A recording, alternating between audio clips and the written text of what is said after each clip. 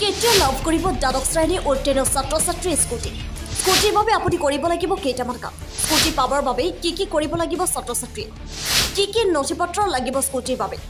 কেতিয়াৰ পৰা আৰম্ভ হ'ব ডকুমেণ্ট ভেৰিফিকেশ্যনৰ প্ৰক্ৰিয়া ছাত্ৰ ছাত্ৰীয়ে অতি অপেক্ষাৰে বাট চাই আছে স্কুটিৰ বাবে কেতিয়া লাভ কৰিব নিজৰ স্কুটি অৱশেষত ছাত্ৰ ছাত্ৰীৰ বাবে আহিল এটি ভাল খবৰ এতিয়া ছাত্ৰ ছাত্ৰীয়ে লাভ কৰিব পাৰিব স্কুটি যিসকল ছাত্ৰই ৭৫% বা তাৰ অধিক আৰু যিসকল ছোৱালীয়ে ৬০% বা তাৰ অধিক নম্বৰ লাভ কৰিছে সেইসকল ছাত্ৰ ছাত্ৰীয়ে লাভ কৰিব একোখনকৈ স্কুটি এই কথা স্পষ্ট কৰে ৰাজ্য চৰকাৰে কিন্তু এতিয়া প্ৰশ্ন হ'ল ছাত্ৰ ছাত্ৰী কেতিয়া দিব স্কুটি যোৱা ৩-৪ দিন পূৰ্বে অসমৰ এটি নামী দামী সংবাদ মাধ্যমে জনোৱা অনুসৰি নৱেম্বৰ ডিচেম্বৰ মাহতে স্কুটি লাভ কৰিব ৰাজ্যৰ ছাত্ৰ ছাত্ৰীসকলে সঁচাকৈ যদি নৱেম্বৰ ডিচেম্বৰ মাহত স্কুটি দিয়াৰ কথা তেন্তে এতিয়ালৈকে কিয় দিব পৰা নাই চূড়ান্ত মেৰিট তালিকা কেতিয়া কৰিব ছাত্ৰ ছাত্ৰী ডকুমেণ্ট ভেৰিফিকেশ্যন অতি সোনকালে সকলো বিষয়ত মাত মাতিব লাগিব ৰাজ্যৰ শিক্ষা বিভাগে